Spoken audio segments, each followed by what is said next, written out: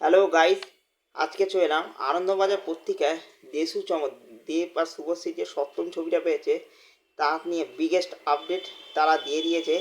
সেই biggest update হলো biggest আপডেটটা কি? সেই বিগেস্ট আপডেট হলো দেশু চমক। কিছুদিন আগে দেব শুভশ্রী জানিয়েছিলেন তাদের জুটির 7 নম্বর ছবি আসছে, আগামী পুজোয় মুক্তি হবে সেটি। কিন্তু এই রোমান্টিক থ্রিলারের পরিচয় সুজিত দত্ত, যিনি এর আগে দেবের খাদান ছবিটি পরিচালনা করছেন, ঘোষণার সময় ছবির প্রযোজকের বিষয়ে কিছু জানান দেব। এখন এই ছবিটি করতে চলেছে নন্দী মুভির সঙ্গে যৌথ প্রযোজনা দেব। নন্দী মুভিদের সঙ্গে দেবের আরও একটি ছবি করছে, সেগুলো বাইক অ্যাম্বুলেন্স দ্বারা, যেটি স্বাধীনতা দিবসের সময় মুক্তি পাবে। সেই নান্দি মুভিতে থেকে বাইক অ্যাম্বুলেন্স দ্বারা যৌথ প্রযোজনা করছে। এছাড়াও জিদ্দার ছবি কেউ বিপ্লবী, কেউ বলে বিপ্লবী, কেউ বলে ডাকাতের সঙ্গ দ্বারা যৌথ প্রযোজনা আছে।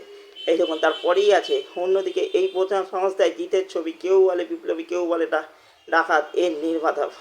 এর ফলে কিছু জটিলতাও তৈরি হয়েছে। মানে 3টে ছবিরই প্রযোজক হচ্ছে কে? নান্দি মুভিস। স্ক্রিনিং কমিটির নিয়ম অনুযায়ী একই প্রযোজকের 2টি ছবি উৎসবের সময় আসতে পারে না। জিতের ছবিটি পুজোয় আসার কথা। এখন যিশুর ছবি এলে জিতকে সত্যি ভাই, এটা মারাত্মকভাবে একটা বাওয়াল ক্রিয়েট হয়ে গেছে ভাই, কিছুই বুঝতে পারছি না কী হবে। শোনা যাচ্ছে জিতের ছবিটি স্বাধীনতা দিবসে আসতে পারে, কিন্তু সেখানেও সমস্যা রয়েছে। ওই সময় নান্দি মুভিস এবং দেবের বাইক অ্যাম্বুলেন্স দাদা রয়েছে। সত্যি দুর্দান্ত একটা ব্যাপার, আর দুর্দান্ত ব্যবসা করছে ভাই। মানে মানে পুরো একটা ফাটাফাটি একটা ব্যাপার স্যাপার ঘটে গেছে। অতএব প্রাইভেট ডেট নিয়ে দেব ও জিতের মধ্যে একটা দ্বন্দ্বের সম্ভাবনা তৈরি হয়েছে। সম্প্রতি সম্প্রতি দেব ও দেব সম্প্রতি দেব মন্তব্য করেছেন স্ক্রিনিং স্ক্রিনিং কমিটি বাংলা ছবি। সম্প্রতি দেব মন্তব্য করেছেন স্ক্রিনিং কমিটির বাংলা ছবির ক্যালেন্ডার বলবে। তিনি নিজের ক্যালেন্ডার জানিয়ে দিয়েছেন এবছরে ছবির মুক্তির ক্যালেন্ডার এখনও চূড়ান্ত নয়।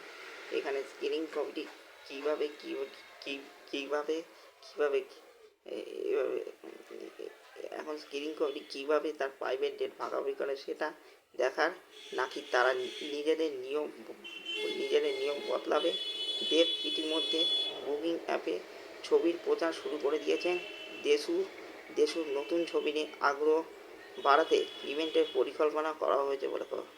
দেশুর নতুন ছবি নিয়ে আগ্রহ বাড়াতে ইভেন্টের পরিকল্পনা করা হয়েছে বলে খবর। মানে মারাত্মক একটা ব্যাপার স্যাপার। নান্দি মুভিজ 3টি ছবিরই প্রযোজক হিসেবে বসে আছে। কিভাবে তারা সমস্যা সমাধান করে, আর স্ক্রিনিং কমিটি কিভাবে তারা সিদ্ধান্ত নেয় দেব জিতের ছবি কখন কীরকম আসবে, কী সমঝোতা আছে, স্ক্রিনিং কমিটি কি তাদের নিয়ম বদলায় কিনা, সব আমরা ভবিষ্যতে সব কিছু জানতে পারবো। যখন সব কিছু জানতে পারবো, সব কিছু আমরা পেলে ব্যাক টু ব্যাক আপডেট পেলে আমি আবার জানিয়ে দেবো। তাই এইটা যা জানা গেলো একটা মারাত্মক আপডেট। মানে এখান থেকে একটা মারাত্মক আপডেট হওয়া গেলো যে শুধু বাইক অ্যাম্বুলেন্স দাদার সঙ্গে দেবেন্দ্র পেতে আছে, নান্দি মুভিজ যুক্ত আছে তাই না, দেশু ছবি জুটির সঙ্গে নান্দি মুভিজ যুক্ত আনন্দবাজার পত্রিকা এটা জানিয়েছে। বড় একটা পত্রিকা, তারা এই আপডেটটা জানাচ্ছে যখন বিশ্বাস করা যেতে পারে। সুজিত দত্তর কথাও বলছে, মানে একটা দিকেও পরিষ্কার এগোচ্ছে যে সুজিত দত্ত যে এই ছবি ডিরেক্টর হতে সেটাও কিন্তু একটু করে পরিষ্কার হচ্ছে। মানে সেই দিকেই সব জায়গা থেকে সেটাই ইঙ্গিত দিচ্ছে। দেশুর ব্যাপার যখন এসে সুজিত দত্ত পোস্ট করছে, এই করছে, ওগুলো তো ইঙ্গিত দিচ্ছিল। আর এই সব দেখে এটার দিকেও একটা দিকে পরিষ্কার হচ্ছে যে দেশু সিনেমার সঙ্গেও সুজিত দত্ত যে ডিরেক্ট হতে যাচ্ছে এটা বোঝা যাচ্ছে। আর এটা অফিসিয়ালিভাবে জানি না নান্দি মুভি সেই ছবিটা আনন্দবাজার পত্রিকা বলছে, মানে এটা বিশ্বাস করা যেতেই পারে। তারা ঠিকঠাক খবরই দিচ্ছে।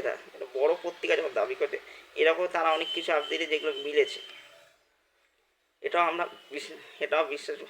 আর ব্যক্তিগতভাবে চাই সুজিত দত্ত যদি এই ছবি ডিরেক্টর হয়, তাহলে ক্রিয়েটিভ ডিরেক্টর হিসাবে দীপক অধিকারীকে ক্রিয়েটিভ ডিরেক্টর হিসেবে চাই। এটা আমি চাই, এটা বিনীত অনুরোধ। এইটা হলে ব্যাপার স্যাপারটা আরও ভালো হবে। তাহলে হলে সেই আবারও খাদানের মতো ঝড় আমরা দেখতে পাবো। ক্রিয়েটিভ ডিরেক্টর হিসেবে দীপক অধিকারীতে। এই ছিল আমার দেশু জুটি নিয়ে আপডেট নিয়ে মূল কথা আর মূল বক্তব্য।